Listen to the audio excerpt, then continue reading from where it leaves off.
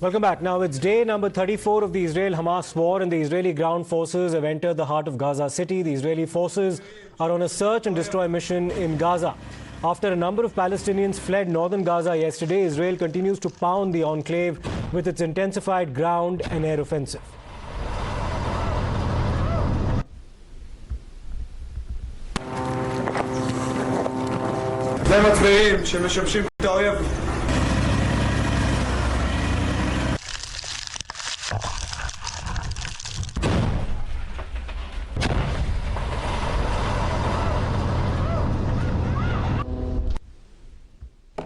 Now, tanks, troops and bulldozers have, in fact, barreled through the rubble of Hamas's terror infrastructure while Israel's air warriors continue their air offensive. Israel continues to track and eliminate Hamas properties, also operatives. The IDF destroyed Hamas's weapons production unit deep in the Gaza Strip, eliminating terrorists and directing aircraft to attack terror infrastructure.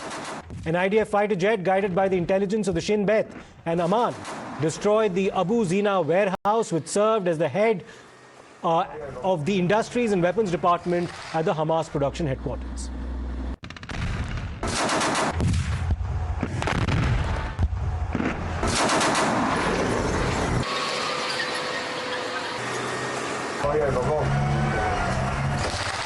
Now, the warehouse and the chief of weapons and industry, Mohsen Abu Zina of Hamas, was eliminated in one such strike. According to details, Abu Zina served as one of Hamas's leading weapons developers and was an expert in developing strategic weapons and rockets used by Hamas terrorists. In fact, his department, which of course has now been obliterated, facilitated the arming of Hamas in the current conflict. Now, these ground operations are progressing on a war footing on the part of Israel. IDF has intensified its door-to-door search operations in Gaza as well. And during these operations, they've uncovered tunnel shafts near a UNRWA school in Beit Hanun. The troops of the 468th Brigade with engineering forces found a number of tunnel entrances next to a structure with car batteries which are thought to be hooked up to the tunnel's air filtration system.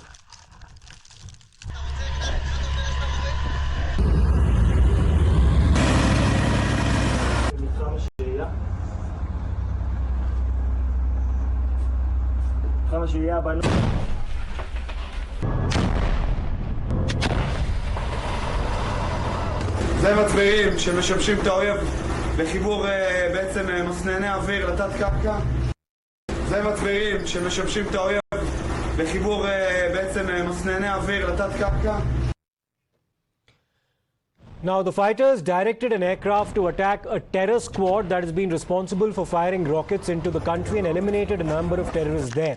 Israel is facing a triple H threat, one from Hamas, the other from Hezbollah in Lebanon, and the Houthis in Yemen. Yesterday, the IDF claimed that the Hezbollah terror group struck Israeli infrastructure, and today, in retaliation, Israel bombed Hezbollah outposts and military structures as well. And not just that, the IDF has also arrested 37 wanted persons in Judea, of which 10 of them belong to Hamas. In Beir Zaid, the IDF discovered a weapons cache which showed instruments used by student cells for pro-Hamas protests. Meanwhile, more proof of Hamas using human shields has now emerged from the rubble. An Associated Press photojournalist was shown weapons inside the Gaza Strip by the Israeli army that they had said belonged to Hamas and had been found inside civilian homes. Lieutenant Colonel Ido said that Hamas used the home as a weapons-making facility. He also added that they've not seen any civilians where they operated, and the people who used to live there had been given ample warning to leave and go south. A lot of the things you saw outside of the compound were hidden here. You can see all around here. We're in the Gaza Strip for the last 12 days, from Friday evening till today. It's been a long 2 weeks of fighting. It's not an operation, it's a war. It's going to last time. It's going to take us time until Hamas no longer exists.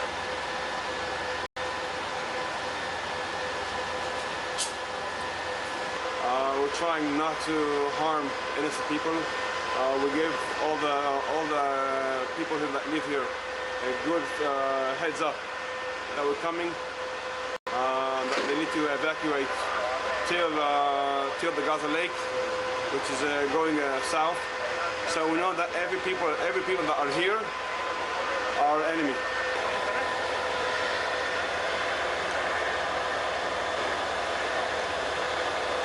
We have not seen any civilians here, only Hamas.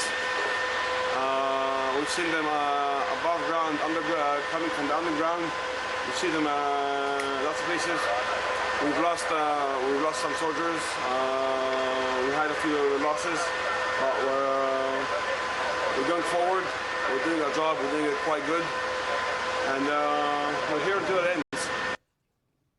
We'll slip into a very short break right now. We'll continue our coverage of this and much more on the other side. Stay tuned.